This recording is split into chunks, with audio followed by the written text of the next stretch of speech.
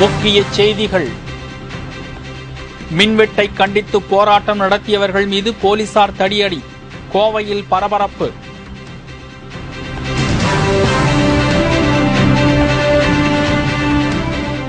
உத்தரப்பிரதேசத்தில் 59 தொகுதிகளுக்கு நாளை 2ஆம் கட்ட தேர்தல் பலத்த பாதுகாப்புடன் நடைபெறுகிறது.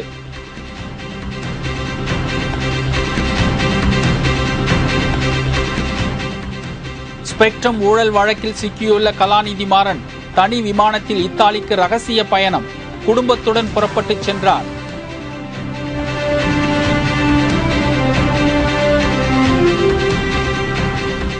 சங்கரன் கோவில் தொகுதியில் அதிமுக அமைச்சர்கள் 26 பேர் முகாம்.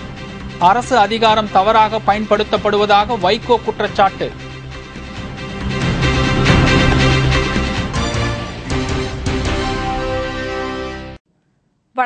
வணக்கம். விரிவான செய்திகள். தொடர் மின்வெட்டை கண்டித்து சாலை மறியலில் ஈடுபட்டவர்கள் மீது போலீசார் தடியடி நடத்திய சம்பவம் கோவையில் பெரும் பரபரப்பை ஏற்படுத்தியது. கோவையில் கடந்த சில மாதங்களாக கடுமையான மின்வெட்டு அமலில் உள்ளது. இந்த அறிவிக்கப்படாத மின்வெட்டினால் தொழில்துறையினர் மிகவும் பாதிப்படைந்துள்ளனர். இதனால் அனைத்து தொழில் கூட்டமைப்பினர் சார்பில் கருப்பு பேட்ஜ் அணிந்து இன்று சாலை மறியல் போராட்டம் நடத்தப்பட்டது. போக்குவரத்து பாதிக்கப்பட்டதைத் தொடர்ந்து மறியலில் ஈடுபட்டவர்களை கலைந்து செல்லுமாறு போலீசார் கூறியதால் அங்கு இரு தரப்பினருக்கும் இடையே தள்ளுமுள்ளு ஏற்பட்டது. பின்னர் போலீசார் தடியடி நடத்தியதால் போராட்டக்காரர்கள் நாலாபுரமும் சிதறி ஓடினர். இதில் பலருக்கு காயம் ஏற்பட்டது. இந்த சம்பவம் அங்கு பெரும் பரபரப்பை ஏற்படுத்தியது.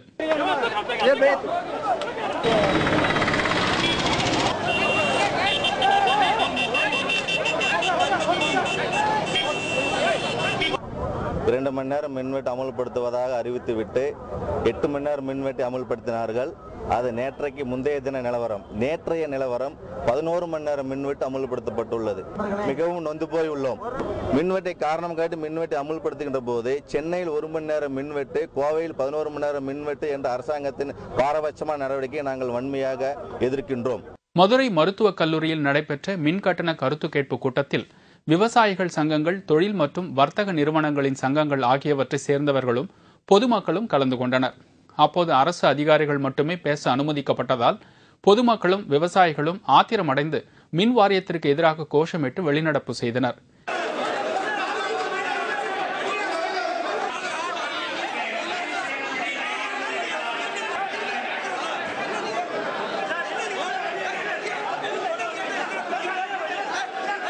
அதைத் தொடர்ந்து நடைபெற்ற கூட்டத்தில் மின்வெட்டு இல்லாமல் மக்கள் சீரான வாழ்க்கை வாழ வழிவகை செய்யுமாறு அனைத்து தரப்பினரும் கோரிக்கை விடுத்தனர்.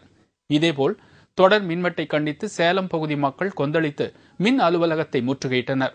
சுமார் 200க்கும் மேற்பட்ட தொழிலாளர்கள் இந்த போராட்டத்தில் ஈடுபட்டு சேலம் சாமிநாதபுரம் பகுதியில் உள்ள மின் அலுவலகத்திற்கு பூட்டு போட்டனர். இதனால் அங்கு பரபரப்பு ஏற்பட்டது.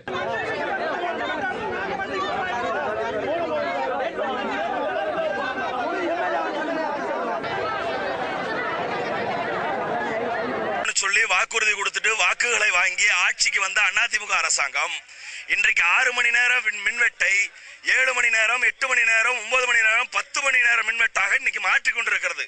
சேலம் நகரத்தில் இருக்கிற குறிப்பாக பள்ளப்பட்டி, சின்னேரி வயக்காடு, சாமிநாதபுரம் பகுதியில் சிறு தொழில் செய்யக்கூடிய, வெள்ளி தொழில் செய்யக்கூடிய மக்கள் அதிகம் வாழ்ந்து கொண்டிருக்கிறார்கள்.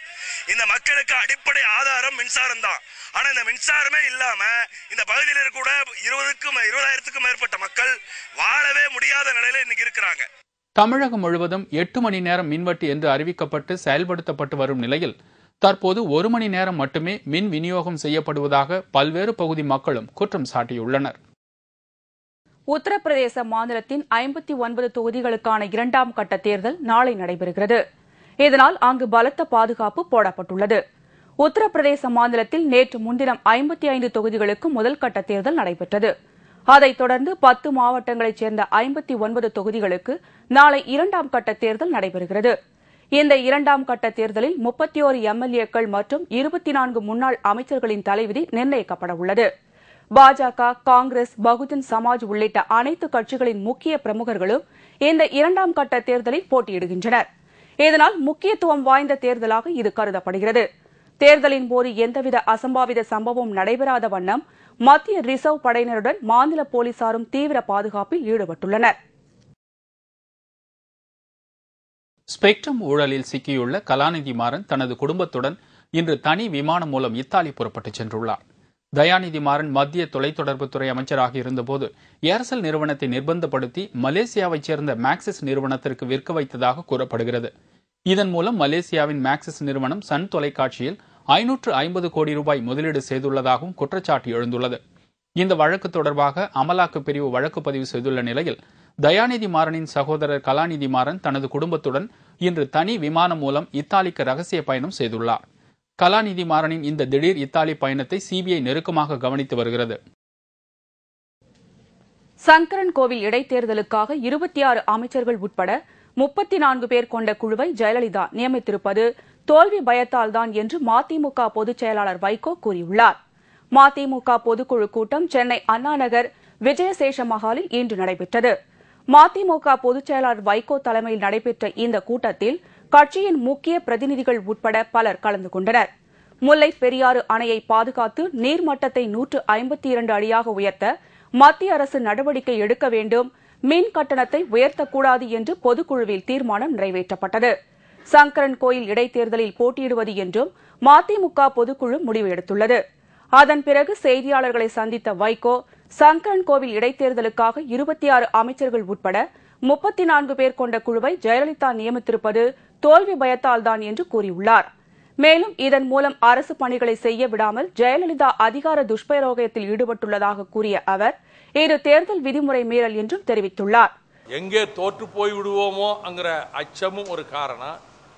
நாங்கள் என்ன மக்கள் தலையில கல்ல போட்டாலும் நாங்கள் நிறைய ஓட்டில் ஜெயிப்போன்னு காட்டுறதுக்காக அதிகாரத்தை துஷ்பிரயோகம் பண்றதுக்காக 26 மந்திரிகளை அறிவிச்சிருக்கிறாங்க. சங்கரன் கோவில் தொகுதியில் 26 அமைச்சர்களும் ஆளுக்கொரு பகுதியாக பிரித்து தேர்தல் பிரச்சாரம் செய்து வருகிறார்கள். இதற்காக அரசு அதிகாரங்கள் தவறான முறையில் பயன்படுத்தப்படுகின்றன. ராணுவ தலைமை தளபதி வி.கே. சிங் வயது விவகாரத்தில் டிசம்பர் 30ஆம் தேதி பிறப்பித்த உத்தரவை திரும்பப் பெறுவதாக மத்திய அரசு உச்சநீதிமன்றத்தில் தெரிவித்துள்ளது. ராணுவ தலைமை தளபதி வி.கே. சிங்கின் பிறந்த தேதி 1951ஆம் ஆண்டு மே 10ஆம் தேதி என்று வி.கே. சிங்கும் 1950ஆம் ஆண்டு மே 10ஆம் தேதி என்று மத்திய அரசும் கூறி வந்தது. இதனால் வி.கே. சிங் மேலும் ஓராண்டு பணியில் நீடிப்பதற்கு மத்திய அரசிடம் மனு ஒன்றை தாக்கல் செய்திருந்தார். அந்த மனுவை நிராகரித்து கடந்த டிசம்பர் மாதம் 30ஆம் தேதி மத்திய அரசு உத்தரவு பிறப்பித்திருந்தது. இதனால் உச்சநீதிமன்றத்தை வி.கே. சிங் அணுகினார்.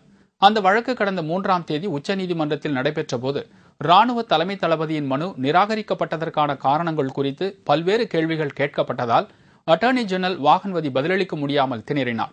அதைத் தொடர்ந்து வழக்கு இன்று உச்சநீதிமன்றத்தில் மீண்டும் விசாரணைக்கு வந்தது. நீதிமன்றம் தொடங்கியதும் மத்திய அரசு தரப்பில் ஆஜரான அட்டார்னி ஜெனரல் வாகன்வதி கடந்த டிசம்பர் மாதம் 30ஆம் தேதி மத்திய அரசு பிறப்பித்த உத்தரவை திரும்பப் பெறுவதாக அறிவித்தார். பின்னர் தேசிய பாதுகாப்பு அகாடமியில் வி.கே. சிங்கின் பிறந்த தேதி 1950ஆம் ஆண்டு மே 10 என பதிவு செய்யப்பட்டபோது அதை திருத்த அப்போதே வி.கே. சிங் முயற்சிக்காதது ஏன் என்று அவரது வழக்கறிஞரிடம் நீதிபதிகள் கேள்வி எழுப்பினர். மத்திய அரசு சார்பாக சொலிசிட்டர் ஜெனரல் ரோஹின்டன் நாரிமன் ஆஜராகி பிறந்த தேதி சர்ச்சையில் ராணுவ தளபதி தனது உரிமையை விட்டுக் கொடுத்ததற்கு ஆதாரமாக 3 கடிதங்களை தாக்கல் செய்தார். இதனால் உச்சநீதிமன்றம் இந்த விவகாரத்தில் தலையிட முடியாது என்று கூறிய நீதிபதிகள் இருதரப்பும் இந்த பிரச்சனையை பேசி தீர்த்துக் கொள்ள உத்தரவிட்டனர். இதனிடையே உச்சநீதிமன்றத்தில் தாக்கல் செய்துள்ள மனுவை திரும்பப் பெற்ற தலைமை தளபதி வி.கே. சிங் தனது பதவியை ராஜினாமா செய்யவும் தயார் என்று தெரிவித்துள்ளார். புதிய தலைமை தளபதியாக சங்கர் கோஷ் என்பவர் நியமிக்கப்படலாம் என்று ராணுவ வட்டாரங்கள் தெரிவிக்கின்றன. திமுக முன்னாள் அமைச்சர்களான பெரிய கருப்பன், தமிழரசி ஆகியோர் வீடுகளில் லஞ்ச ஒழிப்பு போலீசார் சோதனை நடத்தியதில் பல முக்கிய ஆவணங்கள் சிக்கியதாக கூறப்படுகிறது. அதிமுக அரசு பொறுப்பேற்ற பின் திமுக முன்னாள் அமைச்சர்கள் வீடுகளில் லஞ்ச ஒழிப்பு போலீசார் தொடர்ந்து சோதனை நடத்தி வருகின்றனர். அந்த வரிசையில் தற்போது திமுக முன்னாள் அமைச்சர்கள் பெரிய கருப்பனும் தமிழரசியும் இணைந்துள்ளனர். சிவகங்கை அரளிக்கோட்டையில் உள்ள திமுக முன்னாள் அமைச்சர் பெரிய கருப்பன் வீடு மற்றும் சென்னை மண்ணடியில் உள்ள அவரது உறவினர் வீட்டிலும் லஞ்ச ஒழிப்பு போலீசார் சோதனை செய்தனர். இதேபோல் பெரிய கருப்பனுக்கு சொந்தமான திண்டுக்கல் மாவட்டம் நத்தத்தில் உள்ள கோகுல் பேங்கர்ஸ் என்னும் நகைக்கடை மற்றும் திருப்பத்தூர் காரைக்குடி பகுதிகளில் உள்ள அவருடைய உறவினர் வீடுகளிலும் ஒரே நேரத்தில் சோதனை நடைபெற்றது. மதுரை ஐயர் பங்களாவில் உள்ள முன்னாள் அமைச்சர் தமிழரசியின் வீட்டில் நெல்லை டிஎஸ்பி தங்கமணி தலைமையிலான குழு சோதனை மேற்கொண்டது. இதில் பல முக்கிய ஆவணங்கள் சிக்கியுள்ளதாக லஞ்ச ஒழிப்பு போலீசார் தெரிவித்தனர். காதலர் தினத்தை முன்னிட்டு பல்வேறு மாநிலங்களில் ரோஜா பூக்களின் விற்பனை அதிகரித்திருப்பது ரோஜா உற்பத்தியாளர்களை மகிழ்ச்சி அடைய செய்துள்ளது. உலகம் முழுவதும் உள்ள காதலர்களுக்கு பிப்ரவரி 14 கொண்டாட்டமான நாளாகும். காதலர் தினமான அன்று ஒருவருக்கொருவர் அன்பை பரிமாறிக்கொள்வதுடன் பரிசு பொருட்களையும் வழங்கி காதலை வெளிப்படுத்துவார்கள். அந்த வகையில் காதலர்கள் வழங்கும் பரிசு பொருளில் ரோஜாவிற்கு தனி இடம் உண்டு. ஒவ்வொரு ஆண்டும் காதலர் தினத்தின் போது 15 கோடி ரூபாய்க்கு ரோஜா பூக்கள் ஏற்றுமதி செய்யப்படுகின்றன என்று தோட்டக்கலைத்துறையைச் சேர்ந்த ஒருவர் தெரிவித்தார். So during the Valentine's Day, the flowers exports are very more from Hosur and Kalamanamala, and around 15 crores every year we get foreign exchange. The National Horticulture Mission and the Government of Tamil Nadu, they are very much interested in promoting the rose cultivation, and we do expect around 25 crores. We aim for that in next year by exporting the rose flowers to European countries, that too during the Valentine's period. Punjab, Haryana மற்றும் உத்தரகாண்ட் ஆகிய வடமாநிலங்களில் லேசான நில அதிர்வு உணரப்பட்டது. இன்று அதிகாலையில் நிகழ்ந்த இந்த நிலநடுக்கம் 5 என்ற ரிக்டர் அளவில் பதிவாகியிருந்தது. உத்தரகாண்ட் மாநிலத்தின் உத்தரகாசி பகுதியில் உள்ள சில வீடுகளின் சுவர்களில் லேசான விரிசல் ஏற்பட்டுள்ளது. சண்டிகர் நகர அரசு அதிகாரிகள் கூறுகையில், பஞ்சாப் மற்றும் ஹரியானா ஆகிய பகுதிகளில் இந்த நில அதிர்வால் எந்த சேதமும் ஏற்படவில்லை என்று தெரிவித்துள்ளனர்.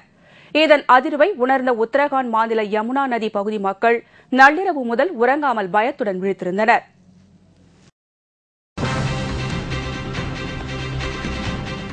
கம்பம் பகுதியில் பயிரிடப்பட்டுள்ள வாழை மரங்கள் நோய் தாக்கி கருகும் அபாயம். நல்ல உரம், பூச்சி மருந்துகள் வழங்குமாறு விவசாயிகள் கோரிக்கை.